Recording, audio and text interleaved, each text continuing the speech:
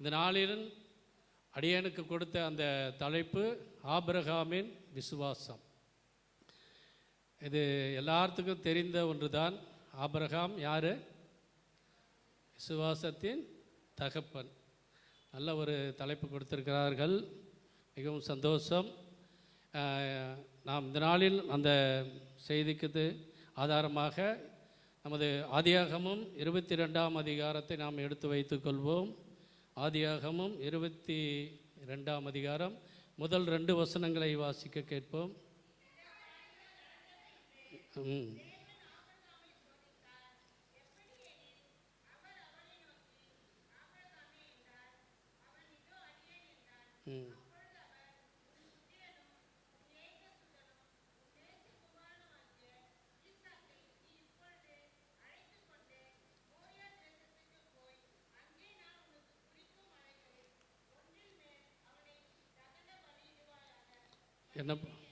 என்ன படியில் சொல்கிறாரு? தகன பலியிடு என்று சொல்கிறார். ஏன்னா இது எவ்வளோ பெரிய பயங்கரமான ஒரு சம்பவம். யாருக்குமே இப்படிப்பட்ட சம்பவம் நடக்கவே கூடாது. ஆனால் ஆண்டவர் ஆபிரகாமுக்கு இப்படிப்பட்ட ஒரு சம்பவத்தை கொடுக்கிறார். இதில் என்ன நாம் பார்க்க போனால் ஆபிரகாமுடைய விசுவாசத்தை தான் நாம் பார்க்க முடிகிறது. இந்த வசனங்களையெல்லாம் நம்ம அப்படியே கொஞ்சம் கொஞ்சமாக பார்க்கும்போது இப்படிப்பட்ட ஒரு விசுவாசம் ஆபிரகாமுக்கு இருந்ததா அப்படின்னு நினைக்கும் போது நாமளும் என்ன நினைக்கிறோம்? இந்த விசுவாசம் நமக்கும் வேணும் அப்படின்னு தான் நம்ம நினைக்க தோணுது. எப்படி பார்த்தோம்னா பூமியில் எல்லாமே விசுவாசத்தினால தாங்க நடக்குது. இந்த பூமியில் எல்லாமே விசுவாசத்தினால தான் நடக்குது. ஒரு மனுஷன் கடைசியில் பரலோகத்துக்கு போகணும் அப்படின்னு போய் நிற்கும்போது அந்த இடத்துல என்ன பண்ணுறாரு? அந்த விசுவாசத்தை தான் எதிர்பார்க்குறாங்க. பரலோகத்துக்கு போகணும்னா கண்டிப்பாக விசுவாசம் நமக்கு தேவை. அதே மாதிரி லூக்கா 18ஆம் அதிகாரம் 8வது வசனத்தில் என்ன பார்க்குறோம்னா, ஆகிலும் மனுஷகுமாரன் வரும்போது பூமியிலே விசுவாசத்தை காண்பார் என்றார். எனக்கு அன்பான தேவ ஜனமே, ஒருவேளை ஆண்டவராகிய இயேசு கிறிஸ்துவின் வருகை இப்பொழுது இருக்குமானால் நம்மிடம் அப்படிப்பட்ட விசுவாசம் இருக்கிறதா என்று நம்மை நாமே ஆராய்ந்து முதலில் பார்க்க வேண்டும். சரி, ஏன்னா ஒருவேளை ஆண்டவர் இந்த காலகட்டத்தில் இது எப்படி, இது ஒரு நாகரிகம் நிறைந்த காலம், இன்னும் விஞ்ஞானம் அதிகமாக நிறைந்த காலம். இந்த காலகட்டத்தில் ஆண்டவர் வருவார் என்று சொன்னால் ஆபிரகாமுக்கு உள்ள விசுவாசம் நம்மிடத்தில் காண முடியுமான்னு நம்ம யோசித்து பார்க்கணும். சரி, இந்த காரியங்கள் நடந்த பின்பு அப்படின்னு நம்ம வேதத்தில் முதல் வசனத்தை பார்த்தோம். அது என்ன காரியம்னா இதுக்கு முந்தின 21ஆம் அதிகாரத்தில் 33வது வசனத்தை வாசிக்கிறேன். ஆபிரகாம் பெயர் செபாவிலே ஒரு தோப்பை உண்டாக்கி சதா காலமும் உள்ள தேவனாகிய கர்த்தருடைய நாமத்தை அவ்விடத்தில் தொழுது கொண்டான். யாரை தொழுது கொண்டார்? கர்த்தரா சதா காலமும், எப்படி சதா காலமும் கர்த்தருடைய நாமத்தை அவ்விடத்திலே தொழுது கொண்டான். சதா காலமும் என்றால் என்ன சொல்கிறாருன்னா, எவர் லாஸ்டிங் காட் அப்படின்னு ஒரு பேர் வைக்கிறார். ஆண்டவருக்கு ஆபிரகாம் அப்பப்போ ஒரு பேர் வைப்பார். எப்படின்னா எல் சடாய், எப்படி எல் சடாய்னு ஒரு பேர் வைக்கிறார். அதுக்கப்புறம் அந்த இடத்துல சதா காலமும் அப்படின்னு சொல்கிறார். சதா காலமும் என்றால் என்றென்றைக்கும் ஆண்டவரே நீர்தான். எப்படி என்றென்றைக்கும் ஆண்டவரே நீர்தான் ஆண்டவரே அப்படின்னு சொல்கிறத நம்ம இந்த இடத்துல பார்க்குறோம். இந்த வார்த்தையை சதா காலமும் அப்படிங்கிற வார்த்தையை எபிரேய மொழியில் நம்ம பார்க்கணும்னா ஏல் ஓலாம் அப்படின்னு சொல்லப்பட்டிருக்கிறது. ஏல் ஓலாம் அப்படின்னா ஆண்டவருக்கு ஆரம்பமும் இல்லை முடிவும் இல்லை. ஆண்டவருக்கு ஆரம்பமும் இல்லை முடிவும் இல்லை. பாருங்க, சதா காலமும் அவர் தான் அப்படிங்கிறார். வேறு யாருமே கிடையாது. ஆண்டவருக்கு முடிவும் இல்லை, ஆரம்பமும் இல்லை, முடிவும் இல்லை. சதா காலமும் ஆண்டவர் நீங்கள் தான் அப்படின்னு அந்த இடத்துல நம்ம பார்க்குறோம். சரி, இந்த காரியங்கள் நடந்த பின்பு என்ன நடந்தது என்றால், ஆபிரகாம் தன்னுடைய முதல் மகனான யார்? முதல் மகன் இஸ்மவேல். இஸ்மவேலை என்ன நினைக்கிறான், அவன் ஆபிரகாம் வந்து அதிகமாக நேசிக்கிறான். இஸ்மவேலை நேசிக்கிறாருன்னு ஆண்டவர் பார்த்துட்டு என்ன சொல்கிறாரு தெரியுமா, நீ அவனை கூப்பிட்டு நீ பிள்ளைய அனுப்பிச்சிரு அப்படின்னு சொல்கிறார். இஸ்மவேலை நீ அனுப்பிச்சிரு அப்படின்னு சொல்கிறாரு. பாருங்கள் எவ்வளோ ஒரு கஷ்டமான சூழ்நிலை. அவனுக்கு பிள்ளை இல்லைன்னு எவ்வளோ காலம் பாருங்க, மனைவியே சொல்லி தான் ஆகார் மூலம் ஒரு குழந்தையை கொடுக்குறாரு. அந்த பிள்ளையை என்ன பண்ணுறாரு, நீ அனுப்பிச்சிருன்னு சொல்கிறார். பிள்ளையை அனுப்பிச்சிருன்னு சொல்கிறாரு, பிள்ளையை பலி கொடுன்னு சொல்கிறாரு. இதெல்லாம் பார்க்கும்போது ரொம்ப கஷ்டப்படுறான். ஆனாலும் என்ன பண்ணுறான், ஆண்டவர் சொல்லிட்டாருன்னு அப்படின்னு என்ன பண்ணுறான் ஆபிரகாம். அடுத்த நாளை உடனே என்ன பண்ணுறான், அதிகாலையில் எழுந்து அப்பத்தையும் தண்ணீரையும் எடுத்துக்கொண்டு தன் தோளின் ஆகாரனுடைய தோளின் மேல் வைத்து தன் பிள்ளை இஸ்மவேலை அனுப்பிவிடுகிறார். ஏன்னா இந்த வசனத்தையெல்லாம் நம்ம பார்க்கும்போது நமக்கு என்ன தோணும்னா, ஆபிரகாமை பார்த்து நம்ம சொல்ல முடியும், என்னடா மனுஷன் இந்த மனுஷன் அப்படியே இரக்கமே இல்லாத மனுஷனாக இருக்கிறானே அப்படின்னு தான் நம்ம சொல்ல தோணும். நம்ம அப்படி தான் சொல்ல தோணும். ஆனால் அந்த இடத்துல ஆபிரகாமன் ஒரு விசுவாசத்தை நம்ம எப்படி பார்க்குறோம்னா, ஒரு மனுஷன் தேவனுக்கு பயந்து கீழ்ப்படுகிறான்னா ஆபிரகாமை போல கீழ்ப்படுகிற மனுஷனை ஒருத்தருமே நம்ம பார்க்கவே முடியாதுங்க. ஆனால் ஆபிரகாமுடைய விசுவாசத்தை பார்த்து ஆண்டவரே சாக்காயிடுறார். சில இடத்துல ஆபிரகாமுடைய விசுவாசத்தை பார்த்து ஆபிரகாமே சாக்காகி நிற்கிறார். ஏன்னா இப்படி ஒரு விசுவாசமா, இவனுக்கு இப்படி ஒரு விசுவாசமானு திகைத்து போய் நிற்கிறார். நான் கேட்குறேன், நம்மக்கிட்ட அப்படிப்பட்ட விசுவாசமாக இருக்குதான்னு நம்ம யோசித்து பார்க்கணும். நான் வந்து என்னையும் சேர்த்து தான் சொல்கிறேன். என்னையும் சேர்த்து நம்ம அனைவருக்கும் அப்படிப்பட்ட ஆபிரகாமுக்குள்ள விசுவாசம் நம்மக்கிட்ட இருக்குதான்னு யோசித்து பார்க்கணும். சரி, ஆபிரகாம் தேவனை சோதித்தார். எப்படி சோதிக்கிறார்னா, ஆபிரகாமே அப்படின்னு கூப்பிட்டு எப்படி சொல்கிறாரு பாருங்க, உன் புத்திரனும் உன் ஏகசுதனும் உன் நேசகுமாரனுமாகிய ஈசாக்கை. எப்படியோ அந்த இடத்துல பாருங்க, ஆண்டவர் வந்து வர்ணித்து சொல்கிறாரு, உன் புத்திரனும் உன் நேசகுமாரனும் உன் ஏகசுதனும். ஏன்னா உன் பிள்ளைய எனக்கு பலியாக கொடு அப்படின்னு சொல்லிட்டு ஒரே வார்த்தையில் சொல்லிட்டு போகலாம். இது ஏன் இப்படி சொல்கிறாருன்னா, அவன் வந்து அதை வந்து நினச்சி யோசிக்கணுமே அப்படிங்கிறதுக்காகத்தான் அப்படியே ஒரு இதாக சொல்கிறார், உன் புத்திரனும் உன் ஏகசுதனும் உன் நேசகுமாரனும் அப்படின்னு சொல்கிறாரு. ஏன்னா அப்படி சொல்லி அப்போ என்ன பண்ணுவான், ஒரு வேளை ஆபிரகாம் நினச்சிக்கலாம், ஆண்டவரே ஏகசுதன்னு சொல்கிறீங்க, உன் புத்திரன்னு சொல்கிறீங்க, உன் நேசகுமாரன்னு சொல்கிறீங்க, இப்படி சொல்லிவிட்டு என் பிள்ளைய பலியாக கேட்குறீங்களே அப்படின்னு நினச்சிருப்பான்னு ஆண்டவர் சொல்கிறாரு. ஆனால் ஆபிரகாம் அப்படி நினைக்கவே இல்லை. ஆண்டவர் சொல்லிட்டார். எப்படி ஆண்டவர் சொல்லிட்டார்னு அவன் என்ன சொல்கிறான், என்ன செய்கிறான்னா, இந்த 22ஆம் அதிகாரம் 2வது வசனத்தை மீண்டும் வாசிப்போம்.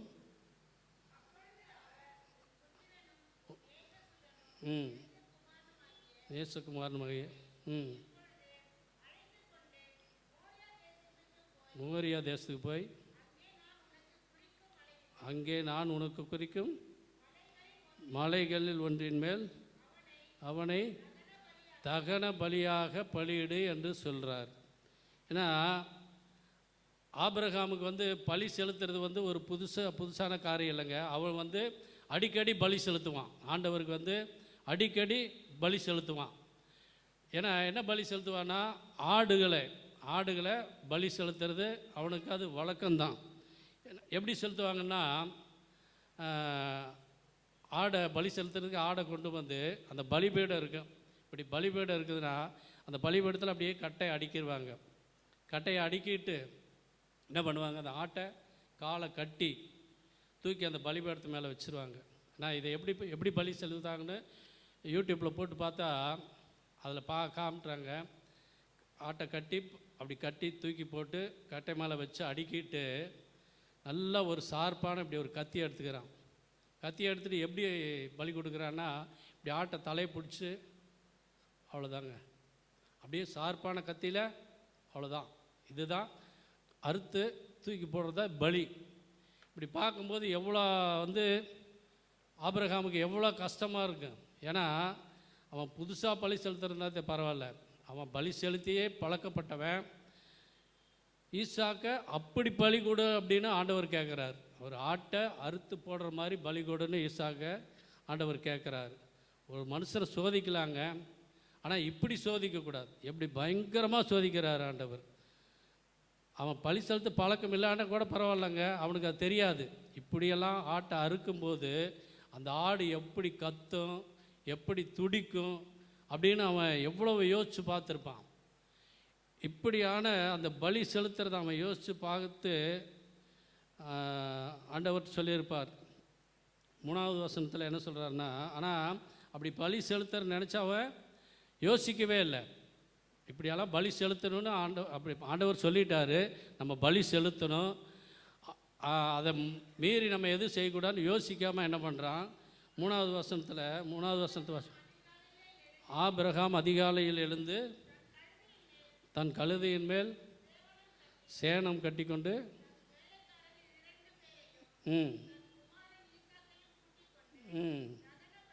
தகன பலிக்கு கட்டைகளையும் பிளந்து கொண்டு,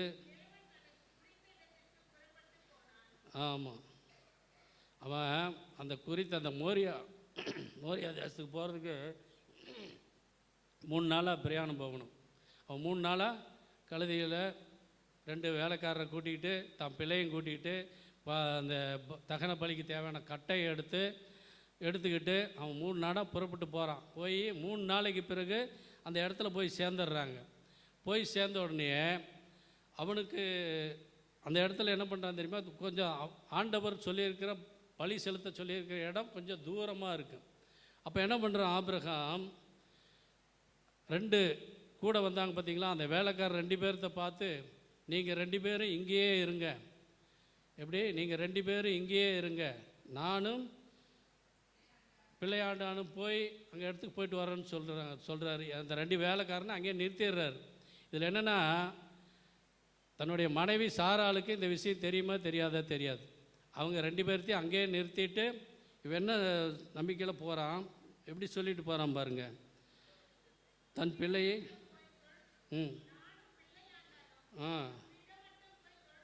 தொழுது கொண்டு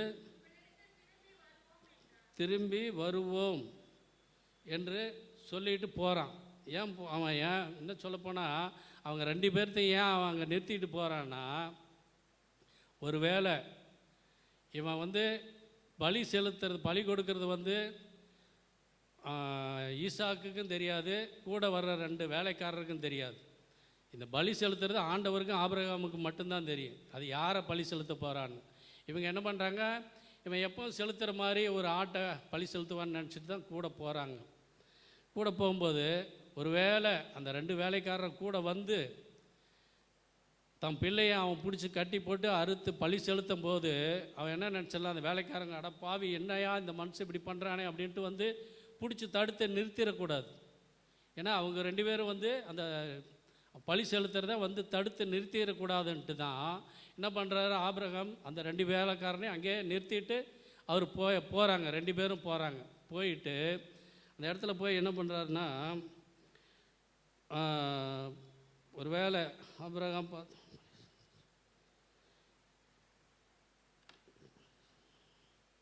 அவன் போகும்போது ஒரு வேளை பலி செலுத்த யோசிச்சிருப்பான். ஐயோ இப்படி பலி செலுத்த அவன் ஏன் யோசிக்கிறதுனா 2-3 நாளாக நடந்து வரான் பாருங்க. 2-3 நாளாக நடந்து வரும்போது ஒரு வேளை சொல்கிறேன், ஒரு வேளை எப்படி யோசிச்சிருக்கலாம், ஆண்டவர் நம்மகிட்ட உண்மையாலுமே பேசினாரா, பலி செலுத்த சொன்னாரா? எப்படின்னா, ஒரு இடத்துல கூட ஆண்டவர் நரபலி கொடு அப்படின்னு ஒரு இடத்துல கூட ஆண்டவர் சொல்லலை. அதனால் ஒரு வேளை சொல்லியிருப்பாரா இல்லை சொல்லியிருக்க மாட்டார்னு யோசிச்சிருப்பான்.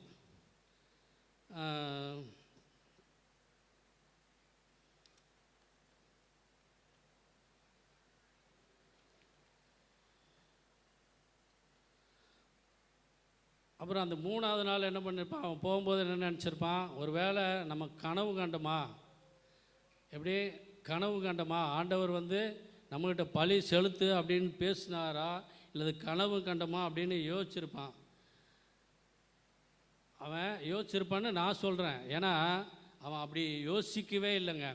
யோசிக்காமல் தெளிவாக ஒரு முடிவு எடுத்து தன் மகனை பழி செலுத்த அந்த இடத்துக்கு கூட்டி போகிறான். கூட்டி போகும்போது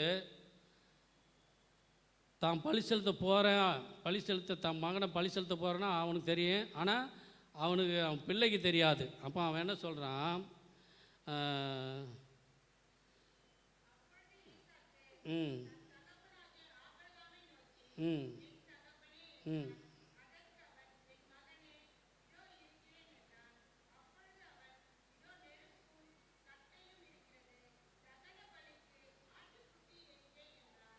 ஆட்டுக்குட்டி எங்கேன்னு அவன் கேட்குறான். இருமா போதுமா. ஏன்னா அவன் அப்படி போகும்போது அவன் பிள்ளை கேட்குறான். கேட்கும்போது அவன் பிள்ளையும் கேட்குறான், இந்த வேலைக்காரங்களையும் இங்கே நிறுத்திட்டு போயிடுறான். இவன் கேள்வி கேட்குறான். அதனால் அவன் வந்தால் தொந்தரவாக இருக்கும், எப்படியோ தடுத்து நிறுத்துவாங்கன்னு வேலைக்காரங்களை நிறுத்திட்டு போயிடுறான். அப்போ ஆபிரகாம் அவங்க சொல்லிட்டு போகிறார், நாங்கள் இருவரும் போய் ஆண்டவரை தொழுது கொண்டு திரும்பி நாங்கள் வருவோம், கூட்டிகிட்டு கொண்டு வருவோம் அப்படின்னு அவன் சொல்கிறான். இதில் என்னென்னா, அந்த சொல்லிட்டு புறப்பட்டு அந்த இடத்த விட்டு 2 பேர் அவங்க அப்பாவும் பிள்ளையும் போகிறாங்க. போகும்போது அந்த கட்டையெல்லாம் தூக்கி அவன் தோளில் தான் வச்சு கொண்டு போக சொல்கிறார். அவன் பழி செலுத்துறதுக்கு அடுக்கிறது கட்டையை தூக்கி யார், ஈசாக்கு தோளில் வச்சு கொண்டு போக சொல்கிறார். அவனும் ஈசாக்கும் தோளில் இந்த கட்டையெல்லாம் தூக்கி வச்சுட்டு போகிறான். போகும்போது இவர் என்ன பண்ணுறாரு, நெருப்பு கையில் பிடிச்சிட்டு போகிறார். இந்த சம்பவத்தை நம்ம பார்க்கும்போது எப்படின்னா, ஈசாக்கும் நம்ம ஆண்டவராகி இயேசு கிறிஸ்துக்கு ஒரு சம்பந்தத்தை அந்த இடத்துல நான் உணர்கிறேன். எப்படின்னா, அவன் பழி செலுத்துறதுக்கு, ஈசாக்கு பழி செலுத்துறதுக்கு அவனுடைய கட்டையை அவனே தோளில் தூக்கிட்டு போகிறான். அதே போல் ஆண்டவராகி இயேசு கிறிஸ்து அவர் மரணம் அடையும் போது அவருடைய சிலுவையை, மரத்தால் செய்யப்பட்ட அந்த சிலுவையை அவரும் தன்னுடைய தோளில் தான் தூக்கிட்டு போகிறார். இதுதான் அந்த ஈசாக்கும் ஆண்டவருக்கும் ஒரு சம்பந்தம் இருக்குதுன்னு நான் சொல்ல வந்தேன்.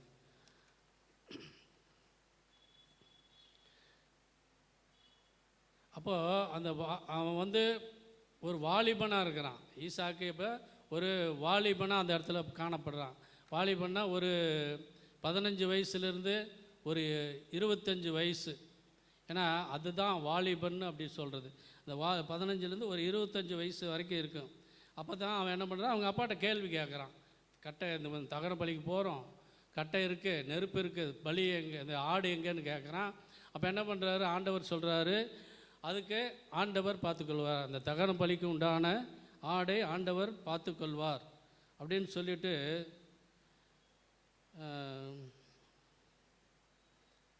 அவன் கூட்டிகிட்டு போகிறான். அப்படி கூட்டிகிட்டு போகும்போது, பழி செலுத்த கூட்டிகிட்டு போகும்போது ஆண்டவர் பார்த்துக்கிட்டே இருக்கார். ஏன்னா இப்படியான ஒரு விசுவாசம் ஆபிரகாமுக்கு இருக்குதுன்னு ஆண்டவரே ஒரு ஆச்சரியப்பட்ட அந்த ஒரு நேரம், அந்த ஆச்சரியப்பட்ட ஒரு நேரமாக நம்ம இந்த இடத்துல காண முடிகிறது.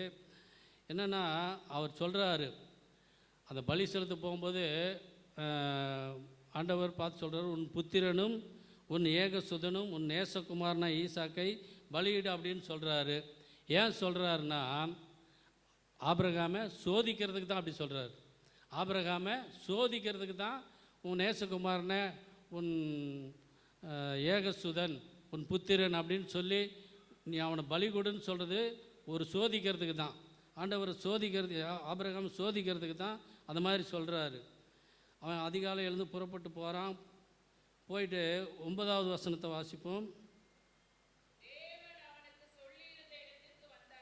வந்தார்கள்,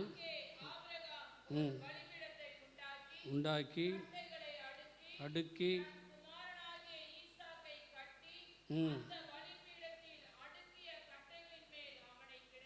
கிடத்தினான். இந்த சம்பவத்தை கொஞ்சம் நம்ம கற்பனை பண்ணி பார்க்கும்போது எப்படிப்பட்ட விசுவாசம் பாருங்கள், ஆபிரகாமுக்கு எப்படிப்பட்ட விசுவாசம். அப்படி பயங்கரமான ஒரு விசுவாசத்தை அந்த இடத்துல நம்ம பார்க்க முடியுது. அவன் என்ன பண்ணுறான், பிள்ளையை கொண்டாடுறான், தூக்கி கட்டி அந்த இடத்துல பலிபீடத்தில் வச்சிட்றான். வச்சுட்டு அவன் நினச்சி பார்த்துருப்பானா. ஏன்னா எப்படின்னா, அந்த கட்டையை அடுக்கி அவனை வச்சு கத்தியும் கையில் எடுத்துட்டான். கத்தி எடுத்து அடுக்க போகிற நேரத்தில் அவன் ஒருவேளை ஆண்டவர் இந்த கடைசி நேரத்துலையாவது நம்மளோட பேசி நம்மளை தடுத்திருப்பார்னு அவன் யோசிச்சிருப்பானா? யோசிச்சிருக்க மாட்டானா? அந்த கடைசி நேரத்தில், அந்த நேரத்தில் ஆண்டவர் ஏதாச்சும் ஒன்று சொல்லி அந்த இடத்துல அவனை ஆபிரகாமை தடுக்கிறதுக்கு கருத்திருப்பார்னு ஆண்டவர் சொல்லி ஆபிரகாம் யோசிச்சிருப்பானா? யோசிச்சிருக்க மாட்டானா? யோசிச்சிருப்பான். ஆனால் அவன் யோசிக்கவே இல்லைங்க. அவன் யோசிக்கவே இல்லை. என்ன பண்ணுறான்? அவன் யோசிக்கவே இல்லை. கொஞ்சம் கூட அவன் யோசிக்கவே இல்லை. அந்த தகன பலிக்கு ரெடி ஆகிடுறான். அவன்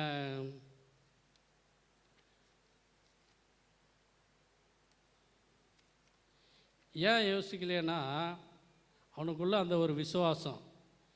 அவன் யோசிக்கலை, கண்டிப்பாக அதை பழி செலுத்துவேன் அப்படின்னு அவன் எப்படி சொல்கிறான்னா, இந்த எபிரேயர் 11ஆம் அதிகாரம் 17வது வசனத்தில் 18வது வசனத்தை வாசித்தோம்னா, அவன் ஏன் யோசிக்கலை அப்படின்னு அந்த இடத்துல நமக்கு விடைக்க தெரியும்.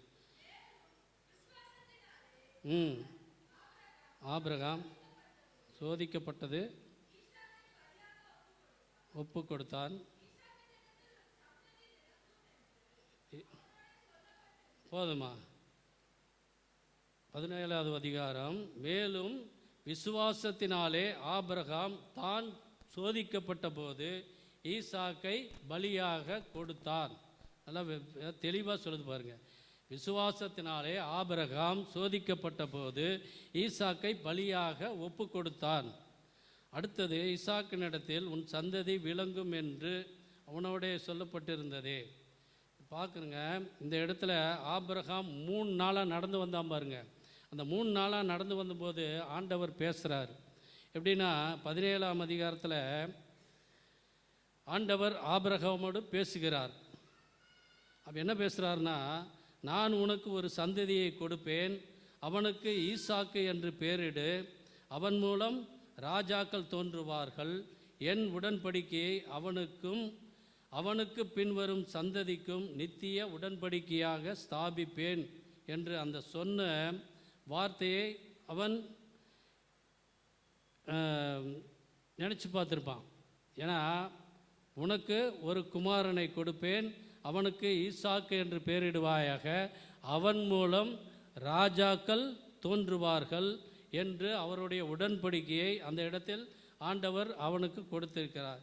இந்த கண்பான தேவ ஜனங்களே, சில வேளையில் ஆண்டவர் நம்மோடும் பேசுவார். ஆபிரகாமோடு பேசின தேவன் நம்மோடும் பேசுவார். நாம் அவருடைய சத்தத்துக்கு விசுவாசத்தோடு செவி கொடுத்து கீழ்ப்படிந்து நடப்போம் என்றால் நம்முடைய வாழ்க்கையிலும் கிரியை நடக்கும் என்பதில் எந்த விதமான சந்தேகமும் இல்லை. அல்லேலூயா. ஆண்டவர் ஆபிரகாமோடு பேசுகிறார், அந்த சத்தத்தை கேட்கிறான். அவர் சொல்கிறாரு, திரும்பவும் சொல்கிறாரு, நீ ஒரு பிள்ளையை உன் மனைவியாகிய சாராள் மூலம் பெறுவாய் என்று சொல்லுகிறார். சொன்ன உடனே என்ன பண்ணுறது தெரியுமா? ஆபிரகாம் சிரிக்கிறான். ஏன் சிரிக்கிறான்னா, அவர் சொல்லும்போது ஆபிரகாமுக்கு 100 வயசு, சாராளுக்கு 90 வயசு. இப்போ போய் ஆண்டவர் சொல்கிறாரு, உன் மனைவி சாராள் மூலம் நீ ஒரு குமாரனை பெறுவாய் அப்படின்னு சொல்லும்போது அவனுக்கே சிரிப்பு வருது. அவளுக்கு 90 வயசு ஆகுது, ஆபிரகாம் 100 வயசு ஆகுது. இப்படி அவன் சிரிக்கிறான். அப்போ ஆண்டவர் சொல்கிறாரு, சிரிக்காத, இல்லை, நீ ஒரு குமாரனை பெறுவாய், அவனுக்கு ஈசாக்கு என்று பேரிடுவாயாக என்று சொன்ன உடனே அப்படி சொன்ன உடனே அவன் என்ன பண்ணுறான்? அந்த 3 நாள் நடந்து வரும்போது ஆண்டவர் சொன்னார் பார்த்தீங்களா, எப்படி? நான் உனக்கு ஒரு சந்ததியை கொடுப்பேன், அவனுக்கு ஈசாக்கு என்று பேரிடுவாயாக, அவன் மூலம் ராஜாக்கள் தோன்றுவார்கள் என்று உடன்படிக்கை அவனுக்கு கொடுப்பேன் என்று சொன்ன அந்த காரியத்தை அவன் என்ன பண்ணுறான்? ஆபிரகாம் யோசிக்கிறான். யோசித்து ஆண்டவர் சொல்லிவிட்டார் என்று சொல்லி ஈசாக்கின் மூலம் அவன் சந்ததி பெருகும், ராஜாக்கள் தோன்றுவார்கள் என்று ஏற்கனவே ஆண்டவர் சொல்லிவிட்டார். ஆகவே நான் அவனை என்ன செய்வேன்? கொல்லுவேன். அவன் சொல்கிறான், உறுதியாக சொல்கிறான். இவ்வளோ வாக்குறுதியெல்லாம் ஆண்டவர் எனக்கு கொடுத்துருக்காரு. ஆனாலும் ஆண்டவர் சொல்லிட்டார், பலி கொடு அப்படின்னு சொல்லிட்டாருன்னு அவன் என்ன பண்ணுறான்? தீர்மானமாக அவனை நான் கொல்லுவேன், அப்படியே அவனை கொல்லுவேன், அவன் மரித்து போவான், அவன் செத்து போவான். ஆனாலும் ஆபிரகாம் உள்ளத்துக்குள் ஏற்பட்ட ஒரு விசுவாசம் இப்படியாக இருந்ததை நாம் பார்க்க முடிகிறது. ஏன் அவன் அப்படி சொல்கிறான்னா, நான் கொல்லுவேன், அவன் சாவான் அப்படின்னு ஏன் சொல்கிறான்னா, இந்த எபிரேயர் 11ஆம் அதிகாரம் 18வது வசனத்தை தொடர்ந்து படிங்க. ஈசாக்கின் இடத்தில் உன் சந்ததி விளங்கும் என்று அவனோட சொல்லப்பட்டிருந்ததே. இப்படிப்பட்ட வாக்கு தத்தங்களை பெற்றவன்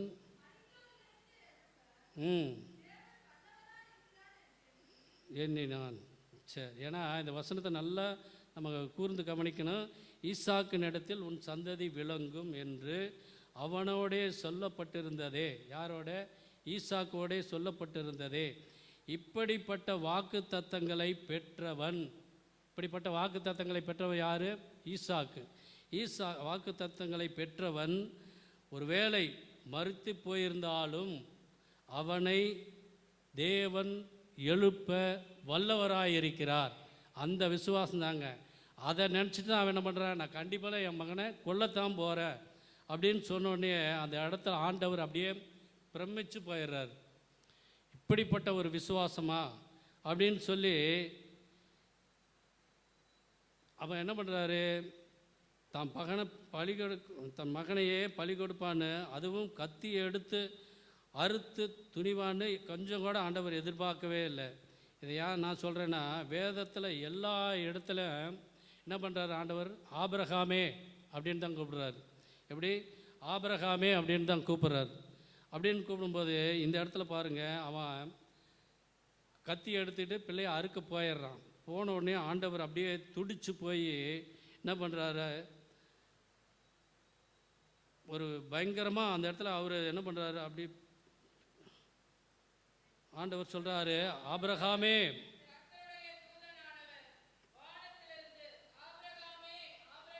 போதுங்க. எப்படி சொல்கிறாரு? ஆபிரகாமே, ஆபிரகாமே நிறுத்துடா அப்படி சொல்கிறாரு. எப்படி? ஆபிரகாமே, ஆபிரகாமே. அவன் அறுக்க போயிடுறான், அவன் பிள்ளைய கழுத்தை அறுக்க போயிடுறான். அப்போ தான் சொல்கிறாரு, ஆபிரகாமே, ஆபிரகாமே நிறுத்துடா. டப்பாவி, என்னடா பண்ணுற? இப்படி பண்ணுறியா அப்படின்னு ஆண்டவர் சொல்கிறாரு. சொல்லி என்ன பண்ணுறாரு? ஆனால் நான் சொன்னால் செய்வேன்னு நான் எதிர்பார்த்தேன், ஆனால் இப்படி பண்ணுவேன்னு எதிர்பார்க்கலன்னு ஆண்டவரே அப்படியே திகைச்சு போயிடுறாருங்க.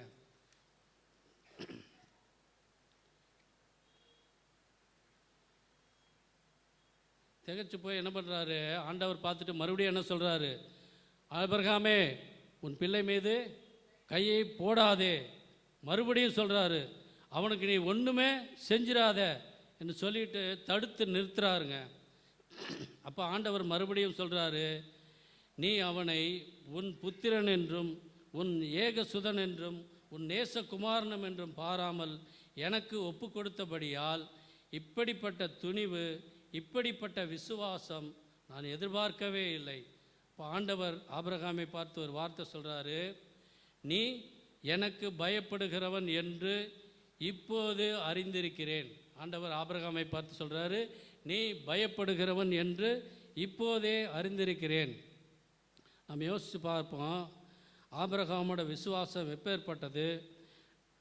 நினச்சி கூட பார்க்க முடியாத அளவுக்கு விசுவாசம். நான் சொல்கிறேன், நமக்கு ஒரே பிள்ளை இருக்கிறவ எத்தனையோ பேருக்கு ஒரே பிள்ளை தான் இருக்கிறான்.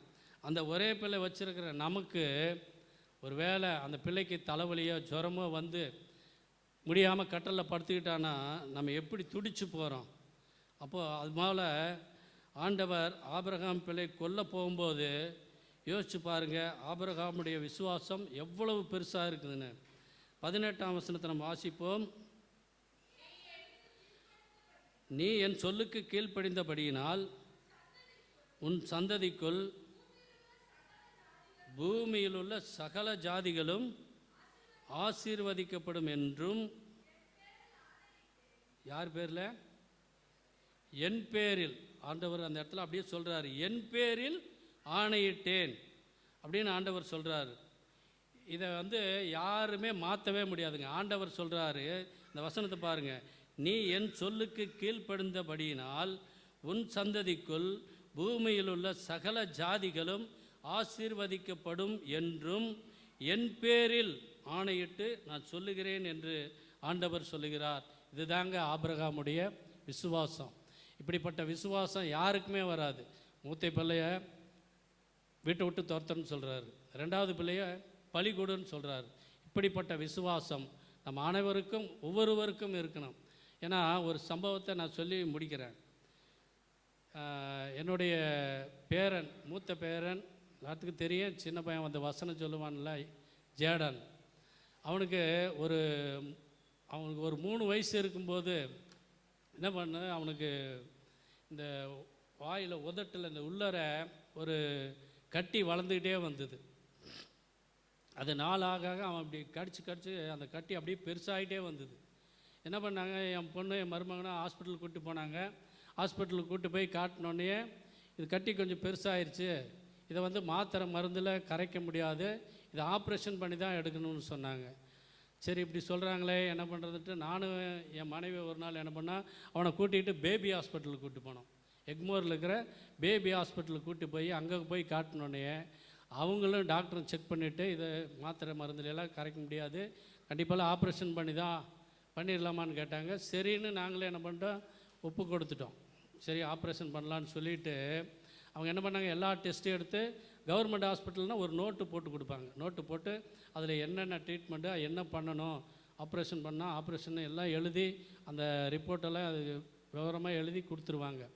கொடுத்துட்டு ஒரு டேட் சொல்லிட்டாங்க, இந்த டேட்டில் வாங்க ஆப்ரேஷன் பண்ணலான்ட்டு சொல்லிவிட்டு அவங்க என்ன பண்ணாங்க, உங்கள்கிட்ட இந்த கலைஞர் காப்பீட்டு திட்டம் இருக்குதான்னு கேட்டாங்க. இல்லைன்னு சொன்னோடனே, சரி நீங்கள் இந்த நோட்டை கொண்டு போய் கொடுத்தீங்கன்னா அது உங்களுக்கு சீக்கிரம் கொடுத்துருவாங்கன்னு சொல்லி கொடுத்தாங்க. என் மருமகனும் போய் அதை கலெக்டர் ஆஃபீஸில் கொண்டு காட்டினோடனே உடனே அவங்களுக்கு அடுத்த நாள் அந்த கார்டு போட்டு கொடுத்துட்டாங்க.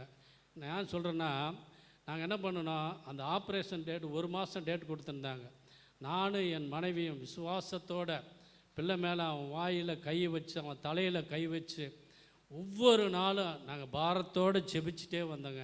ஏன்னா மருந்து மாத்திரையில் குணப்படுத்த முடியாதுன்னு சொன்னது ஆண்டவரால் முடியும். ஆண்டவர் எத்தனையோ அற்புதத்தை செய்திருக்கிறார், எத்தனையோ வியாதியை குணமாக்கியிருக்கிறார், மரித்தோரை எழுப்பி இருக்கிறார். இப்படிப்பட்ட ஆண்டவர் என் பிள்ளைக்கு சுகத்தை கொடுப்பார் என்ற விசுவாசத்தினால நாங்கள் 2 பேரும் ஜெபிச்சுக்கிட்டே வந்தோங்க.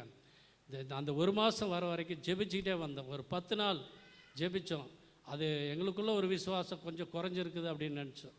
மறுபடியும் என்ன பண்ணால் தொடர்ந்து அந்த 20 நாள் ஜெபித்தோம். அது கொஞ்சம் குறைஞ்ச மாதிரி எங்களுக்குள்ள ஒரு விசுவாசம். திரும்ப என்ன பண்ணால் அந்த 30 நாள் வர வரைக்கும் ஜெபித்தோம்.